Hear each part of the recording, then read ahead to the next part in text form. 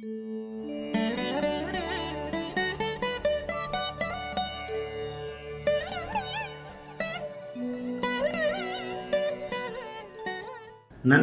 அனைவருக்கும் வணக்கம். எல்லோரும் நன்றாக இருப்பீர்கள்.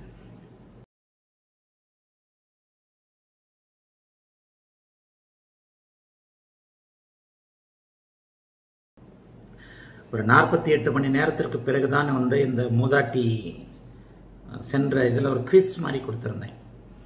நம்முடைய பிரீமியம் வீடியோ நேயர்களுக்கு ஒரு 82 வயது மூதாட்டியின் ஜாதகத்தை கொடுத்து அவருடைய கேள்வியான என்னுடைய அந்திம காலம் எப்போது இருக்கும் அப்படிங்கிறத கொடுத்துருந்தேன். அதற்குள் சமாளிக்க முடியாது. 48 மணி நேரம் கழித்து தான் இதை பற்றி பேசலான்னு கூட இருந்தேன் இன்னொரு வீடியோவில். ஆயினும் இப்போது கொடுத்திருப்பதே முடியாத அளவுக்கு வந்து கொண்டே இருக்கின்ற ஒரு அமைப்பு. இத்தனை, அதாவது கிட்டத்தட்ட 3000 பேருக்கு மேலே தாண்டிய நிலையில் 3000 பேருக்கு மேலே இந்த கேள்விகளுக்கு பதில் சொல்லியிருக்கிறீங்க. இத்தனை பேர் ஆர்வமுடன் இதில் பதில் சொல்வீர்கள். எல்லாருமே நான் கிட்டத்தட்ட பிகினர்ஸ் தான் நினச்சிட்டு இருந்தேன் இது வரைக்கும். இதுவே எனக்கு அடுத்து நடக்க போகின்ற ஒரு ஆன்லைன் கிளாஸஸ்க்கான ஒரு இதாக கூட இருக்கும். கிட்டத்தட்ட ஒரு 3000 பேருக்கு மேலே பதில் அதிலும் கிட்டத்தட்ட 70% பேர் துல்லியமான பதிலை, நான் அளித்த பதில், என்னுடைய மன ஓட்டத்தை ஒட்டிய பதில், கேது தசை சுக்கிரபக்தி. சில நேரத்தில் கொஞ்சம் இதாக கூட ஒரு க்ளூவோட கூட கொடுத்துடுறது உண்டு. நான் வேணும்னு தான் அந்த இடத்துல சஷ்டாஷ்டகத்தை பொறுத்து அப்படின்னு ஒரு பாயிண்ட் கொடுத்தேன். ஒருவேளை அந்த சஷ்டாஷ்டகம்ன்றதுனால தான் அப்படி கேது தசை சுக்கிரபக்தின்றத என்னுடைய கணிப்பை ஒட்டி 70% பேர் கணிச்சிங்களான்னு தெரியல. ஆயினும் ஒரு சிலர் கேது திசையில் சந்திர புக்தின்னு கொடுத்துருக்கிறீங்க.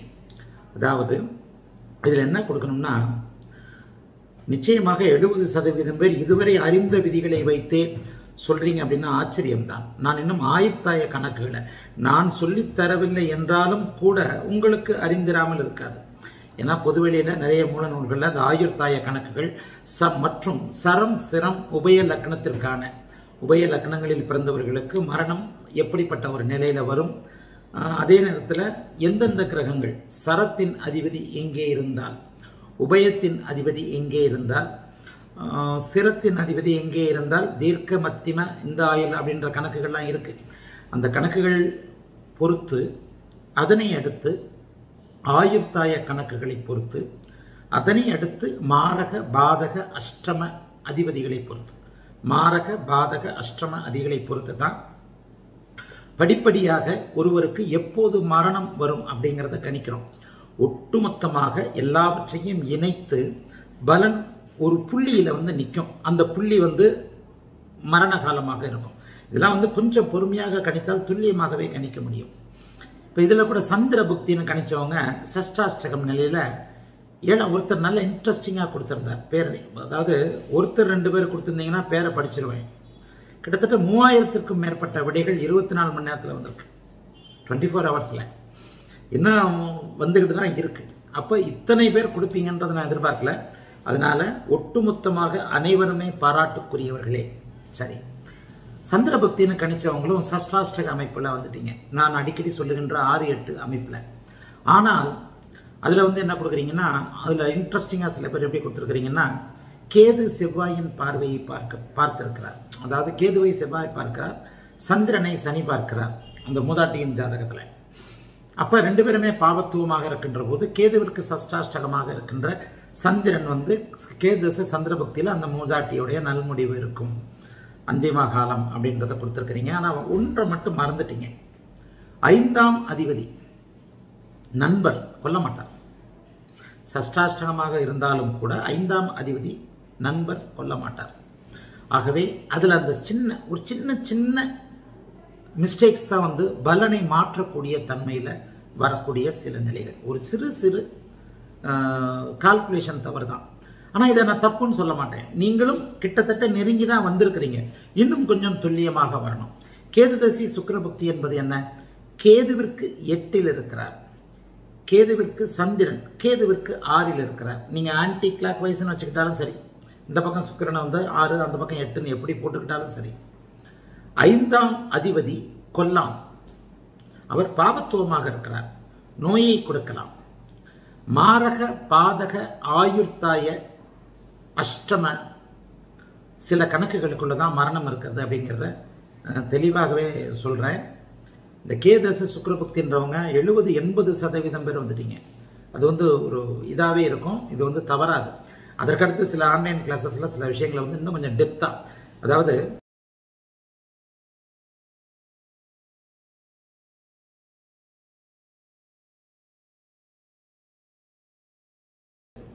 வீடியோக்கள் போடுற மாதிரி எல்லா இதுகளையும் வீடியோக்கள்லேயே சொல்லி கொடுத்துட முடியாது. இப்போ நான் வந்து இவ்வளவு தூரம் நிச்சயமாக தாமதப்படுத்தி கொண்டிருப்பதற்கும் காரணம் உங்களுக்கு விளக்கி சொல்வதற்கான டெக்னிக்கல் விஷயங்கள் எனக்கு வரணும்னு தான் வந்திருக்கு. அதாவது இந்த போர்டெல்லாம் வாங்கியாச்சு. நான் வரைந்தால் ஒரு ஜாதக கட்டத்தை நான் வந்து இங்கே அது பெயிண்டிங் போர்டுன்னு ஏதோ சொல்லி அதையும் வாங்கியாச்சு. அந்த போர்டில் நான் வந்து என்னென்ன எழுதுறனோ அதை வந்து உங்களுடைய ஸ்க்ரீனில் நீங்கள் தெரிகிற மாதிரியான இதெல்லாம் இருக்குது. இதற்குன்னு இந்த ஆன்லைன் கிளாஸ் நடத்துறதுக்குன்னு ஒரு ரூம் ரெடி ஆகுது. அதுக்காக தான் கொஞ்சம் லேட் பண்ணிட்டு இருக்கிறேன். அந்த ரூம் ரெடியான உடனே நிச்சயமாக என் மனம் போல சகல விதத்தையும் நான் தெளிவாக உங்களுக்கு ஒரு நல்ல மனநிலைமையிலையும் நல்ல ஒளிபரப்பு சூழ்நிலையிலையும் இருந்து அதை செஞ்சு கொடுக்கணுன்றதுக்காக தான் ஆன்லைன் கிளாஸஸ் லேட் ஆகுது. மற்றபடி என்னுடைய வேலைப்பளவும் ஒரு காரணம். ஆயினும் சில நாட்களுக்குள்ள நிச்சயமாக ஆன்லைன் கிளாஸ் பற்றின அறிவிப்பு வந்துடும். ஒரு 2 வாரத்துக்குள்ள கண்டிப்பாக ஆன்லைன் கிளாஸஸ் அறிவிச்சிருவேன். ஆக இந்த இடத்துல ரொம்ப சந்தோஷமாக இருக்கிறேன். என்னுடைய கணிப்பை ஒட்டி அந்த மூதாட்டியின் முடிவு கேதச சுக்கிரபுக்தியில் வரும் என்பதை புரிந்து கொண்டு நிறைய பேர் கமெண்ட் பண்ணது எனக்கு மிகப்பெரிய சந்தோஷம். சுக்கிரன் மீன லக்னத்திற்கு எப்பவுமே மாறாத ஒரு எப்படா கொட்டுறது எப்படா கவுக்கிறதுன்றது நினைச்சுக்கிட்டு இருக்கிற எந்த ஒரு நிலையிலும் ஒரு இந்த விஷயத்தை தரக்கூடிய ஒரு கிரகம். அவர் 8ஆம் இடத்தோட தொடர்பு கொண்டு இருக்கிறார். 2வது, நீங்க சந்திரன் கொல்லான்னா எப்படி செவ்வாய் கொல்லுவான் அப்படிங்கிற ஒரு கேள்வி வந்துடலாம். நண்பர்கள் கொல்ல மாட்டார்கள், அதாவது தாய் பிள்ளையை கொல்ல மாட்டாருங்கிற அடிப்படையில் தான் மிதுன லக்னத்துக்கு சந்திரன் துதியாதிபதியாகிய மாரக 2வது அதிபதியாகிய சந்திரன் கொல்ல மாட்டான் அப்படின்னு ஒரு கணக்கு மிதுனத்திற்கு. என்ன காரணம்? அம்மா பிள்ளையை கொல்ல மாட்டான். இது வந்து ஒரு விதிவிலக்கு தான். பெக்கூலியர். அப்ப சந்திர திசையில் மிதுன லக்னக்காரர்கள் யாவரும் இறந்தே இல்லையா? இருப்பார்கள். அது வந்து மிகப்பெரிய அம்மாவிலும் பிள்ளையோடு விரோதிக்கிற, பிள்ளையை பற்றி தவறாக நினைக்கிற பிள்ளை அம்மா இருக்கிறாங்கல்ல, எல்லோருக்குமே 99% நல்ல அம்மா தான். 1% அம்மாவே பிள்ளையை வெறுக்கின்ற நிலைமையெல்லாம் இருக்குல்ல. அது போன்ற சூழ்நிலைகள்ல அந்த லக்னம் அந்த ஜாதகர் அமையும் போது சந்திரன் கொள்வார். ஆனால் பொதுவாக 2ஆம் அதிபதியாக மிதுன லக்னத்திற்கு வந்தால் கூட தாய் பிள்ளையை கொல்ல மாட்டாள் அப்படிங்கிற அடிப்படையில் நிச்சயமாக அந்த அமைப்பு வந்துடும். அதை போலத்தான் இங்கே செவ்வாய் நேரடியாக கொல்ல மாட்டார். ஆனால் செவ்வாயின் பார்வையை வாங்கிய மாதிரி செவ்வாயாகிய கேது கொல்வார். சில பேர் புதனோட முடிச்சிட்டீங்க. ஏனென்றால் புதன் பாதகாதிபதி அப்படின்ட்டு. நிச்சயமாக புதன் பாதக ஸ்தானத்தோடு அவர் தொடர்பு கொள்ளவில்லை. 7ஆம் இடத்தோடு தொடர்பு கொள்ளாமல் புதன் தசை கேது பக்தியில் மரணம் அப்படின்ற மாதிரிலாம் முடிச்சிருக்கிறீங்க. இல்லை, ஏன் புதன் தசை கேது பக்தியில்? மறுபடியும் வேணா அந்த அம்மாவுடைய ஜாதகத்தை போட சொல்லிடுறேன். இப்போ அந்த ஜாதகம் இருக்கட்டும், ஒரு 2 நிமிஷம் அந்த ஜாதகத்தை மறுபடியும் பாருங்க. அதாவது புதன் பாதகஸ்தானத்தோடு தொடர்பு கொள்ளாமல் 4ஆம் இடத்தோடு தான் தொடர்பு கொள்கிறார். சந்திர கேந்திரத்தில் இருக்கிறார். 6, 8 இது போன்ற துர் அமைப்புகள் அவருக்கு வரவில்லை. 6ஆம் அதிபதியாகிய சூரியனோடு சேர்ந்திருக்கிறார். அவ்வளவுதான். இந்த அமைப்பு வந்து கொல்வதற்கு பத்தாது. பாதகாதிபதி கொல்ல வேண்டும் என்றால் பாதகஸ்தானம் அதிக சுபத்துவத்தோடு, இங்கே வளர்பறை சந்திரனோடு பாதகாதிபதி. இங்கே பார்த்தீங்கன்னா இந்த அம்மாவுடைய ஜாதகம் இப்போ திரையில தெரியுது இல்லையா? இந்த பாதக அமைப்புகளை பார்த்தீர்களே ஆனால் பாதகஸ்தானத்தை சனி பார்க்கிறார். பாதகஸ்தானத்தில் இருள் சந்திரன், பாதி ஒரு அர்த்த சந்திரன் இருக்கிறார். இந்த அமைப்புகளில் புதன் கொல்லவே மாட்டார். அப்ப மாரக ஸ்தான அமைப்புகள். இதே நிலையில இன்னொன்னு சொல்றேன் கேளுங்க. இங்க ஏன் அந்த மாரக அமைப்புல கேதுல அந்த அம்மாவுக்கு மரணம் அப்படின்னா, கேது செவ்வாயை போல செயல்படுவார். ஆனால் அவர் செவ்வாய் இல்லை. செவ்வாய் கொல்ல மாட்டார். செவ்வாயை போல் இருக்கிறவர் கொல்வார். செவ்வாயின் பார்வை வாங்கிய கேது செவ்வாயின் பலனை எடுத்து செய்வார். ராகு கேதுக்கள் தன்னை பார்த்த கிரகத்தின் பலனை எடுத்து செய்வார்கள். அப்படிங்கிற அடிப்படையில் இங்கே நேரடியாக செவ்வாய் செய்ய முடியாத ஒரு விஷயத்தை, என்னால செய்ய முடியாதுப்பா, நீ பார்த்துக்கப்பா அப்படின்னு சில விஷயங்களை சொல்றோம் இல்லையா? அதற்கான அமைப்புகள் தான் சர்ப்ப கிரகங்கள்.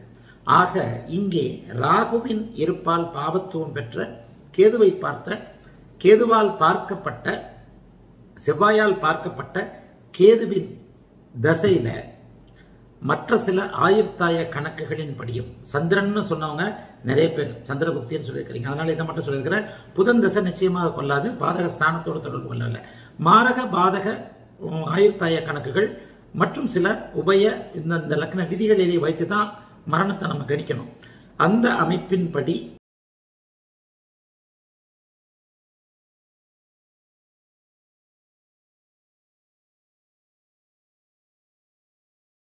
இந்த தாய்க்கு கேது திசை சுக்கிர புக்தியில் நல் முடிவு இருக்கும். இதை நிரூபிக்கிற விதமாக பார்க்கலாம். அடுத்து இன்னும் ஒரு இது இருக்குல்ல, இதை நிரூபிக்கிறதுன்றது இது இந்த இடத்துல நம்முடைய புலமையை காட்டுறதா இருக்க வேண்டாம். வேத ஜோதிட விதிகள் இதைத்தான் உணர்த்துகின்றன. அதிலும் சில பேர் அந்தரம் வரைக்கும் போயிட்டீங்க. அவங்க எல்லாருக்கும் என்னுடைய பாராட்டுக்கள். நிச்சயமாக நான் இந்த இதை சொன்னதுக்காகவும் இத்தனை முடிவுகள், இத்தனை 3000 பேர் நீங்க பதில் கொடுப்பீங்க அப்படின்றத நான் எதிர்பார்க்கவே இல்லை. இத்தனை பேர் இந்த முடிவுகளை இந்த விஷயத்தை சொன்னீங்கன்றதும் எனக்கு மிக மிக பெருமையாக இருக்கிறது. ஆகவே எல்லாருக்கும் நான் நன்றி தெரிவித்துக் கொள்கிறேன். அதாவது என்னுடைய உழைப்பு வீணாகவில்லை அப்படிங்கிற ஒரு பெருமிதமும் இன்னொன்னு கூட சொல்லிடுவேன். ஈன்ற பொழுதில் பெரிது வைக்கும் தன் மகனை சான்றோன் என கேட்ட தாய் அப்படின்ற மாதிரி. ஏன்னா என்னுடைய பிரீமியம் வீடியோ பார்க்குற நேயர்கள் அந்த லெவலில் இன்னொன்று நான் சொல்லிக் கொடுத்த விதிகள் நீங்களே தனியாக இருந்திருக்கலாம். இதில் எத்தனை பேர் ப்ரொஃபஷனல் அஸ்ட்ராலஜரும் சில பேர் இருக்கிறீங்க, எத்தனை பேர் நேரடியாக சொன்னீங்க அப்படின்னு தெரியல. எல்லாரும் என்னுடைய மாணவர்கள், நான் தப்பு கணக்கும் போட்டுற முடியாது. இதில் பெரும்பகுதி பேர் என்னுடைய மாணவர்களாக பிகினர்களாக இருக்கலாம். இவர்கள் எல்லோரையும் பற்றியும் நான் பெருமைப்படுகிறேன்னு சொல்லிக்கிறேன். சரி, மறுபடியும் இதே மாதிரி கூட ஒரு இது போடலாம். அடுத்து இதே போன்ற ஒரு கேள்வி. அஸ்ட்ரோ வாசுதேவ் குருஜி மகாராஜ் வணக்கம். கும்ப லக்னத்திற்கு மாரக அதிபதியான குரு 10ல், கும்ப லக்னத்திற்கு மாரகாதிபதியான குரு 10ல் இன்னொரு மாரகரான சூரியனுடன் இணைந்து தசா நடத்தினால் மாரகத்திற்கு இணையான துன்பம் தரும்னு சொன்னீங்க. நீங்க என்ன சொல்றீங்க? அஸ்ட்ரோ வாசுதேவ், இதுக்கு முன்னாடி சூரியனும் குருவும் இணைந்திருந்தால் ஒரு வீடியோ போட்டிருந்தோம் இல்லையா?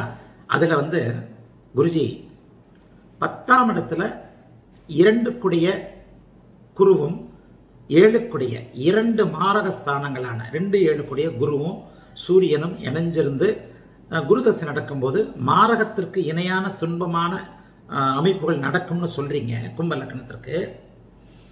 ஆனால் இதே கும்ப லக்னத்திற்கு குரு 8ல் சனியுடன் இணைந்து, குரு சனி 8, அதையும் போட சொல்றேன். இதே லக்னத்திற்கு குரு 8ல் சனியுடன் இணைந்து 2ல் சூரியன் இருந்து 2 7 தொடர்பு இருந்தும் குருதசாவில் தீய பலன்கள் ஏற்படவில்லையே. நீங்க என்ன கேட்குறீங்க? ஐயா குருஜி, போன வீடியோ சூரியனும் குருவும் ஒரே பாதத்தில் இருக்கும்போது 2 7 குருவும் சூரியனும் கும்பலக்கணத்திற்கு 10ல் இருந்தால் மாரகத்திற்கு சமமான துன்பம் வரும்னு சொல்லிட்டீங்க. இதே மாதிரியான எனக்கு தெரிஞ்ச கும்பலக்கணம், நீங்களா கூட இருக்கலாம், எனக்கு தெரிந்த கும்பலக்கணத்திற்கு 8ல் குருசனி இணைவு, நேர் 7ல், இங்கே 8ல் குருசனி இணைவு, 2ஆம் இடத்துல சூரியன் இருக்கிறாங்கனாலே அதிவக்கர நிலைன்னு அர்த்தம். அதிவக்கர நிலையில இங்கே குருவும் சனியும் இருக்கும் பொழுது அந்த குரு தசையில இது மாதிரியான மாரக பலன்கள் நடந்திருக்கணும்ல, நடக்கவில்லையே அப்படின்னு சொல்றீங்க. ஏற்படவில்லையே அப்படின்னா நடக்கல. அப்படின்னா மாரகாதிபதியான குருவுடன் இணைந்து இன்னொரு மாரகனின் சூரியனின் பார்வை பெற்ற லக்னாதிபதி திசை மாரகத்தை செய்யுமா? சந்தேகம் வந்துருச்சு. குருதசை யாருக்கோ நடந்துகிட்டு இருக்கு, அல்லது உங்களுக்கு நடந்துகிட்டு இருக்கு, குருதசை நல்லா தான் இருக்கு. அப்ப சனி திசையில சனி மாரகத்திற்கு சமமான துன்பத்தை தருவாரா அல்லது மாரகத்தையே தருவாரா? உண்மையில் அடுத்த ஒரு பாயிண்ட் கேட்டீங்க பாருங்க. உண்மையில் மாரகம் செய்பவர் யார்? நம்ம தாயுடைய கேள்விக்கு இதுக்கு அப்படியே வருது பாருங்க. உண்மையில் மாரகம் செய்பவர் யார்? மாரக அதிபதியான கிரகங்களா? உண்மையில் மாரகம் செய்வது யார்? மாரகாதிபதி கிரகங்களா அல்லது மாரக கிரகங்களுடன் இணைந்த பிற கிரகங்களா? அதுக்கடுத்து கேள்வி கீழே வருது, பெரிய கேள்வி. உண்மையிலேயே அதைத்தானே கண்டுபிடிக்கிறது தானே நீங்க இருக்கிறீங்க. ஜோதிடம் என்பது ஏகப்பட்ட காம்பினேஷன்ஸ் சொல்றேன்ல. அஸ்ட்ரோ வாசுதேவ், அனுபவம் ஏற ஏற என்ன மாதிரியான ஒரு கேள்வி கேட்குறீங்க? உண்மையில் மாரகம் செய்பவர் யார்? மாரகாதிபதி கிரகங்களா அல்லது மாரகாதிபதி கிரகங்களுடன் இணைந்த மற்ற கிரகங்களா? அடுத்து வரீங்க பெரிய கேள்வி. இங்கே கும்ப லக்னத்திற்கு சனியே விரையாதிபதி என்கின்ற அடிப்படையில் என்னதான் மாரகாதிபதியாக இருந்தாலும் பாதகாதிபதி பாவத்துவம் அல்லது பலவீனமானால் பாதகம் செய்ய மாட்டார் என்ற அடிப்படையில் மாரகாதிபதியும் பாவத்துவமானால் அந்த பலனை செய்ய மாட்டார் தானே? ஆமா. சரி, இதுக்கு மேல இந்த கேள்வியை நான் படிச்சுக்கிட்டே நீட்டுக்கிட்டே போனோம்னா கேட்கிறவங்க ஜஸ்ட் பிகினர்ஸ் ரொம்ப குழம்பி போயிடுவாங்க. சுருக்கமாக பெரிய கேள்வி அஸ்ட்ரோவாஸ்தே கொஞ்சம் பிரிச்சு சுருக்கமாக, ஏன்னா எனக்கு புரியுது, நான் அதை எளிமையா சொல்லணும். பிகினர்ஸ் நீங்க அஸ்ட்ரோவாஸ்தே நீங்க ஏற்கனவே ஒரு இதில் கொடுத்துட்டீங்க, நான் தொழில்முறை ஜோதிடர்னு சொல்லிட்டீங்க. அப்ப நீங்கள் தொழில்முறை ஜோதிடராக இருக்கிறதுனால உங்கள் அளவிற்கு மற்ற பிகினர்ஸுக்கு இந்த மாதிரியான நாலேஜ் இருக்கும்னு நான் எதிர்பார்க்க முடியாது. நீங்க என்ன கேட்குறீங்க அதை சுருக்கமாக மற்றவர்களுக்கு புரியறதுக்காக இதை மறுபடியும் விளக்கி சொல்லிடுறேன். அதாவது சென்ற வீடியோல சூரியன் குரு ஒரே பாதத்தில் இணைந்திருக்கின்ற அமைப்பில் கும்ப லக்னத்திற்கு மாரகாதிபதி 2-7 கூடிய குருவும் சூரியனும் 10ஆம் இடத்தில் இணைந்திருக்கும் பொழுது மாரகத்திற்கு இணையான துன்பத்தை செய்வார்கள் அப்படின்னு சொல்லியிருக்கிறீங்க. ஆனா எனக்கு தெரிந்த ஒருவருடைய ஜாதகத்துல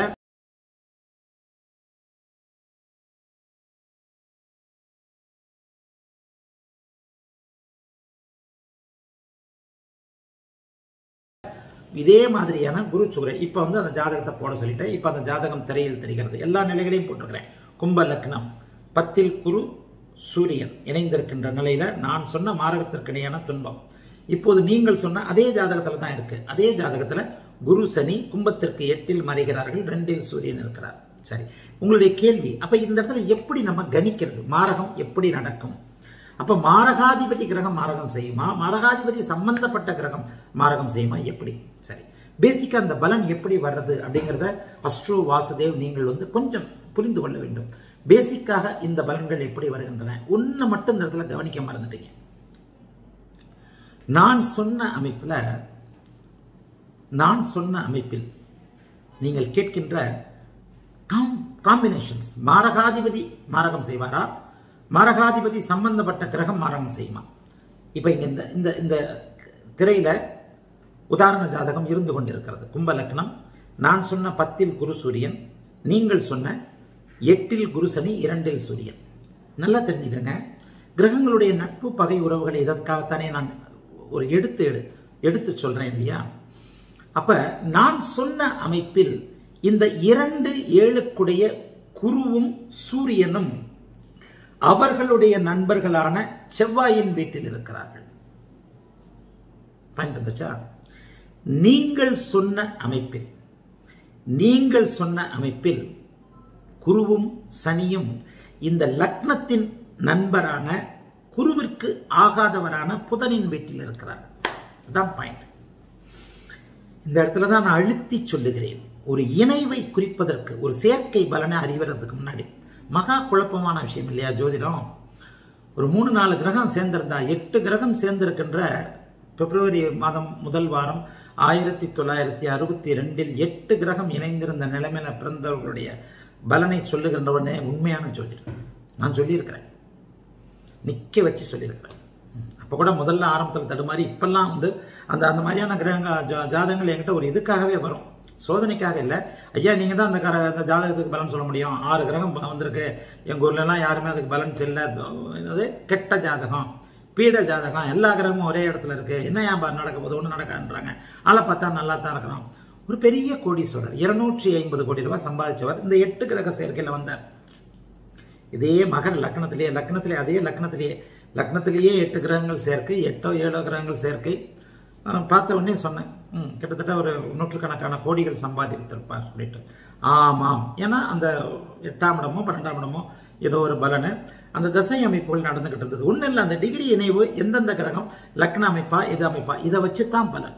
ஆக அஸ்ட்ரோ வாசுதேவ் நான் சொன்ன அமைப்புல பாத்தீங்கன்னா மாரகத்திற்கு இணையான துன்பம், மரணத்திற்கு இணையான துன்பம் என்பதை தருவதற்கு அவருடைய நண்பர்கள் செவ்வாயின் வீட்டில் குருவும் சூரியனும் 2-7 அதிபதிகள் இருக்கிறார்கள். நீங்கள் சொன்ன அமைப்புல குருதசை நல்லா தானங்கயா இருந்தது அப்படின்னு கேட்குறீங்க. உண்மை, புதனுடைய வீட்டில் இருக்கிறாங்கல்ல,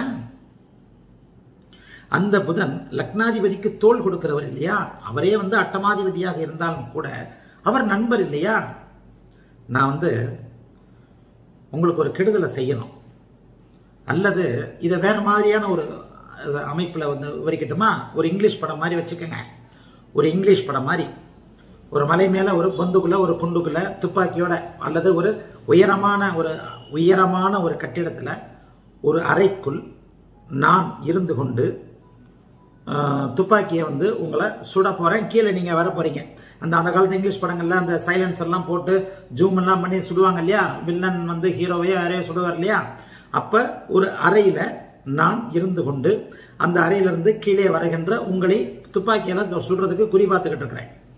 நான் இருக்கின்ற அறை ஏசி அறையாக நல்ல கம்ஃபர்டபுளா நல்ல விதமாக இருந்து அப்பப்ப அங்கே அந்த ரூம்குள்ளே ஒருத்தர் காப்பி டீயை கொடுத்துக்கிட்டு, நான் ஒரு நாள் இருந்து உங்களை சுடணும், காப்பி டீயை கொடுத்துக்கிட்டு என்னுடைய அத்தனை எனக்கு தேவையான அளவிற்கு அந்த அறை விசாலமாகவும் வசதியாகவும், வெளியில சுட போறது எப்படியோ இது நான் குறிபார்ப்பதற்கு, நான் உட்கார்ந்துருப்பதற்கு பாத்ரூம் பக்கத்துல, அது பக்கத்துல டீ கொடுக்கறதுக்கு ஆளு பக்கத்துல, எனக்கு என்ன பிற வசதிகள் வேண்டுமோ அத்தனை வசதிகளோடு அங்கே இருந்து அந்த கொலை தொழிலை, அந்த சாகடிக்கிற மாரக செயலை நான் செய்யும் போது நான் ரொம்ப சந்தோஷமா கம்ஃபர்டபுளா இருந்து செய்வேன். அதே நான்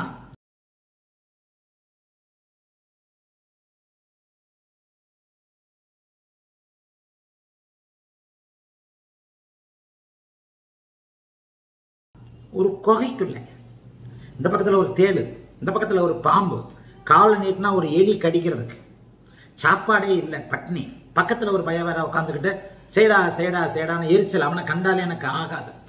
இது போன்ற ஒரு சுமூகமற்ற மனம் வெறுத்த சூழ்நிலையில அங்கே வந்து ஒருத்தர் குறிப்பாத்து சுடணும்னா எப்படி சுடுவேன்? தயவு செய்து நான் கொடுக்கிற உதாரணங்கள் வெகு உங்களை ஜோதிடத்தை அப்படியே அந்த இதா புரிய வைக்கிறதுக்காகத்தான். இந்த பேசிக் இந்த காம்பினேஷன்லயே நீங்கள் ஒரு கிரகம் எங்கே யார் மாரகத்தை செய்வார்கள் அப்படிங்கிறத உணர்ந்துக்கலாம். இதுக்கு தான் நான் அடிக்கடி வலியுறுத்தி சொல்லுகிறேன். சுபத்துவம் பாவத்துவத்திற்கு அடுத்த நிலையாக நான் எங்க வந்துடுவேன்? ஒரு கிரகத்தின் பகை வீட்டில் அந்த இணைவுகள் எங்கே இருக்கு, யார் வீட்டில் இருக்கு, வீடு கொடுத்தவர் எத்தகைய நிலைமையில் இருக்கிறார் அப்படின்ற அமைப்புக்கு வந்துடுவேன். நட்பு வீட்டில் இருக்கின்ற கிரகம் அதற்குரிய விஷயத்தை சரியாக செய்யும். பாயிண்ட் வந்துச்சா? நட்பு வீட்டில் இருக்கிற கிரகம் நல்லது செய்யும்னு நான் சொல்லலை, அப்படி நீங்க எடுத்துக்கவே கூடாது. நட்பு வீட்டில் இருக்கின்ற கிரகம் அது என்ன தர வேண்டுமோ அதை சரியாக செய்யும். பகை வீட்டில் இருக்கின்ற கிரகம் டிஸ்டர்ப் ஆகும். அப்ப இப்ப இங்கே தெரிகின்ற கட்டத்துல குரு திசை நன்றாக இருந்ததற்கு காரணம் குரு லக்னாதிபதியோடு இணைந்திருக்கிறார். நான் இன்னொரு உதாரணம் கூட சொல்லுவேன். நான் உங்களை அடிக்க வர்றேன், என் பின்னாடி ஒரு போலீஸ் இன்ஸ்பெக்டர் நிற்கிறார், கட்டி பிடிச்சுக்கிறார், என் கையை பிடிச்சுக்கிறார், நான் உங்களை அடிக்கவே முடியாது. உங்களுக்கு கெடுதல்கள் தரக்கூடிய ஒரு சூழ்நிலையில ஒரு கிரகம் இருந்தால் கூட பக்கத்தில் ஒரு கிரகம் உங்கள் லக்னத்திற்கு பாதுகாப்பாக இருக்கக்கூடிய சூழல், லக்னாதிபதியாகவோ பஞ்சமாதிபதியாகவோ பாக்கியாதிபதியாகவோ இருக்கின்ற நிலைமையில அந்த கிரகம் அந்த லக்னத்திற்கு கெடுதல்களை செய்ய விடாமல் தடுக்கும் என்பதுதானே நீதி. இதை நிறைய வீடியோக்குள்ள சொல்லியிருக்கிறேனே. இதை வச்சுதான் நீங்க புரிஞ்சுக்கணும். கிரகங்கள் இருக்கின்ற வீடு, நான் சொன்ன பலன் நட்பு வீட்டில், செவ்வாயின் வீட்டில், சூரியனுக்கும் குருவிற்கும் நட்பு அவர். நண்பருடைய வீட்டில் ஒருத்தரை ஷூட் பண்றதுக்கு முன்னாடி ஜாலியா ஏசி ரூம்ல ஜன்னலை மட்டும் திறந்துகிட்டு குறி பார்த்துக்கிட்டு இருக்கிற ஒரு கன் ஃபைட்டர். அதே இங்கே அதே கும்ப லக்னத்திற்கு அதே கன் ஃபைட்டர் இங்கே எதிரியின் வீட்டில் குகைக்குள்ள பக்கத்துல பாம்பு தேளு பன்னி பக்கத்துல ஒருத்தன் உட்காந்துக்கிட்டு அப்படி உட்காந்துக்கிட்டு அங்கே நண்பர் இருக்கிறார், இங்கே நண்பர் அல்லாதவர் இருக்கிறார். நண்பர் அல்லாதவர் வேற ஒரு வகையில இமேஜின் பண்ணா கீழே எவனை சுடணும்னு இருக்கிறீங்களோ அவன் தான் இங்க பக்கத்துல உட்காந்துக்கிட்டு இருக்கான். மாரகம் என்பது அதுதானே. மாரகம் என்பது மரணம் என்பது மாரகத்திற்கு நிகரான துன்பத்தை அங்கே யாருக்கு கொடுக்க போகிறீர்கள்? சனிக்கு கொடுக்க போகிறீர்கள். சனியாகிய லக்னாதிபதியாகிய உங்களுக்கு கொடுக்க போறீங்க. ஏன் அந்த அதாவது வாசுதேவ் அந்த கொஞ்சம் ஆழமா அப்படியே அந்த நுணுக்கமாக உள்ளே செல்லும் பொழுது லேசா அதுக்கு தான் நான் வந்து இந்த கற்பனை, அதாவது இந்த உறவு நிலைகளையான கற்பனைகளை நீங்க கொஞ்சம் பார்த்துக்கங்கன்னு சொல்றேன். லக்னாதிபதி என்பது லக்னாதிபதி இஸ் யுவர் செல்ஃப் அப்படின்னு நான் சொல்றதுக்கான காரணமா தான். கும்ப லக்னத்தில் பிறந்த ஒருவருக்கு எந்த ஜாதகருக்கு துன்பம் குருவோ ஏதோ கொடுக்க போறார்னா யாருக்கு கொடுக்க போகிறார்? சனிக்கு கொடுக்க போகிறார். சனியோடு இருக்கும்போது எப்படி கொடுப்பார்? கும்ப லக்னத்தில் பிறந்த என்னுடைய தம்பி, என்னுடைய மிக உயிர் தம்பி, அற்ப வயதில் 32 வயசுல இறந்து போனார். குரு தசை சுக்கிர புக்தியில் இறந்து போனார். குரு கும்ப லக்னத்திற்கு 11ஆம் இடத்தில் ஆட்சி நிலையில் இருந்தார். முதல் 8 வருடங்கள் 11ஆம் இடத்தை பலனை செய்துவிட்டு 2வது பகுதியான மாரக பலனை செய்யும் போது அவர் இறந்து போயிட்டார். என்னுடைய தம்பி, என்னுடைய உடன் பிறந்த தம்பி கும்ப லக்னத்திற்கு குருதசை சுக்கிர புக்தியில இறந்தார். அவருடைய லக்னாதிபதி 4ஆம் வீட்டில், சுக்கிரனுடைய வீட்டில், சூரியன் சுக்கிரன் அஸ்தகங்கமாகி 4ஆம் வீட்டில் இருந்தார். அதாவது புதனுடன் சேர்ந்து. சரி, இந்த அமைப்பில் பார்த்தீங்கன்னா குரு லக்னாதிபதிக்கு சஷ்டாஷ்டகமாக இருந்தார். லக்னாதிபதிக்கு சஷ்டாஷ்டகமாக இருந்தார்.